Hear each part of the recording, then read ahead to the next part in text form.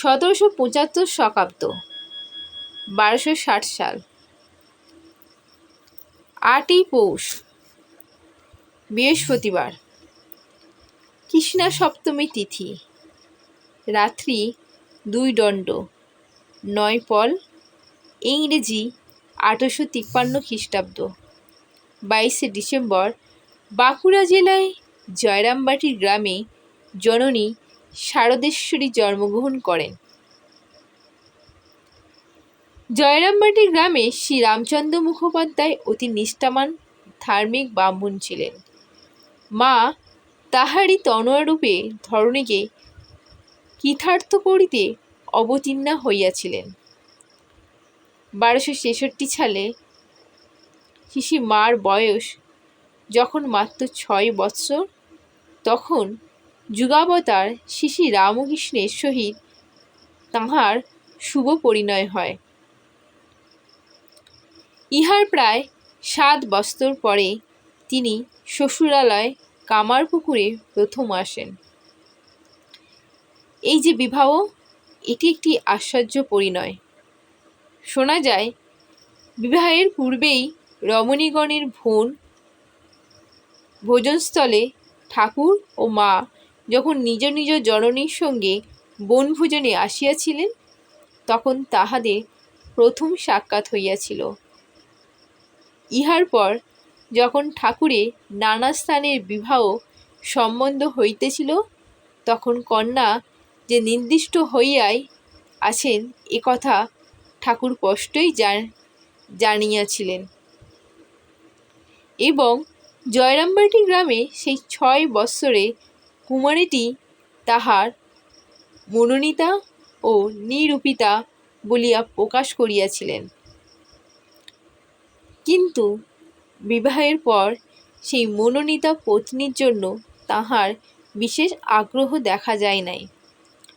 প্রায় 7 বৎসর পরে 1273 সালে মা কামারপুকুরে প্রথম আসেন। নিতান্ত অল্প বয়স বলিয়া এতদিন তাহাকে আনা হয় নাই।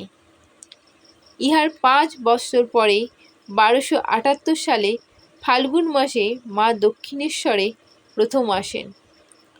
দক্ষিণেশ্বরে মা নহবতে থাকিতেন। অতি প্রত্যূষে কেহ উঠিবার পূর্বেই তার স্থান প্রভৃতি হইয়া যাইত। মন্দিরে কর্মচারী অনেক, অতিথি ও সাধু সন্ন্যাসীর সমাগমও যথেষ্ট, কিন্তু কেহই তাহার ছায়াটি পর্যন্ত দেখিতে পাইত না।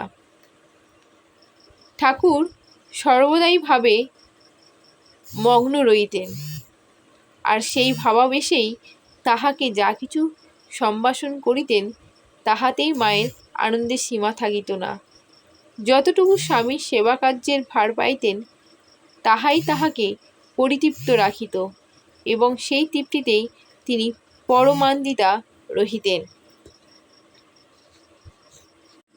ইহার পর 1280 সালে জ্যৈষ্ঠ মাসে ফলহারিণী কালী পূজার দিন রাত্রে ঠাকুর মাকে ষোড়শী পূজা করেন, এবং তাহাদের অপূর্ব দাম্পত্য সম্বন্ধে এইটি সম্পূর্ণ পরিচয়।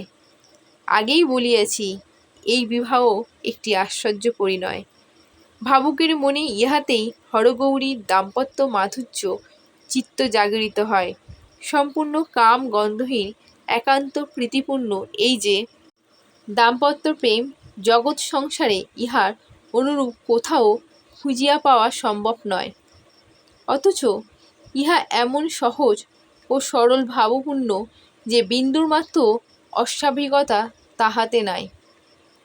একবার মা পদব্রজে দক্ষিণেশ্বরে আসিতেছেন, তখন পথ হারাইয়া পথে বিপন্না হইয়া দস্যুর ন্যায় বলিষ্ঠ ও ভীষণ আকৃতির এক অপরিচিত ব্যক্তি ও তাহার স্ত্রীর দেখা পাইয়া তৎক্ষণাৎ তাহাকে পিতৃ সম্বোধন করিয়া বলিতেছেন, বাবা, আমি পথ হারিয়েছি।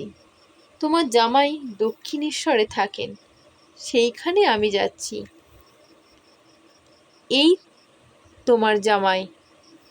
কথাটিতে মায়ের সরল ও প্রীতিপূর্ণ মনের ভাবটি কি সুন্দরভাবেই প্রকাশ পাইয়াছে। ঠাকুরের সেবার প্রত্যেক খুঁটিনাটি কাজে মায়ের কত আনন্দ। সবসময় নিতান্ত লজ্জাশীলা কুলবধূর ন্যায় অতি মৃদু আচরণ, যেন হীর শোভন গুণ্ঠনে মা সর্বদাই গুণ্ঠিতা। অথচ সংকোচহীন সহজ ভাব। পদ ভুলিয়া জনশূন্য মাঠে বলিষ্ঠ ভীষণাকৃতি অপরিচিতের সঙ্গে সাক্ষাতে মা যে ভাবে অতি সহজে, বাবা, আমি পথ হারিয়েছি এবং তোমার জামাই দক্ষিণেশ্বরে থাকেন বলিয়া তাহাকে এক কথাতেই পরমাত্মীয় করিয়া লইয়াছিলেন। অতি সাহসিকা কোনো বয়োধিকাও তাহা পারেন কিনা সন্দেহ।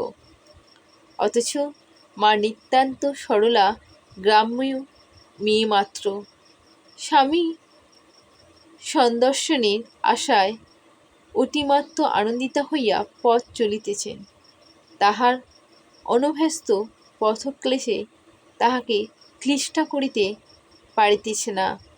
কোনো আশঙ্কায় তাহার মনে উদ্বেগের ছায়াপাত করিতে পারিতেছে না। আমরা সকলের উপরেই তাহার আত্মীয় ভাব এবং সে আত্মীয়তার প্রভাব অতিক্রম করিবার মতো শক্তি কাহারও আছে কিনা সন্দেহ। মা সরলা, মা গ্রাম্যকুমারী লেখাপড়াও শেখেন নাই। কত সময়ে মা যেন জগৎ সংসারে কিছুই বুঝেন না। তার সরলতায় এমনই মনে হইতে পারে, কিন্তু সেই সরলতার ভিতর গভীর বুদ্ধিমত্তা অঙ্গাঙ্গিভাবে সন্নিবেশিত।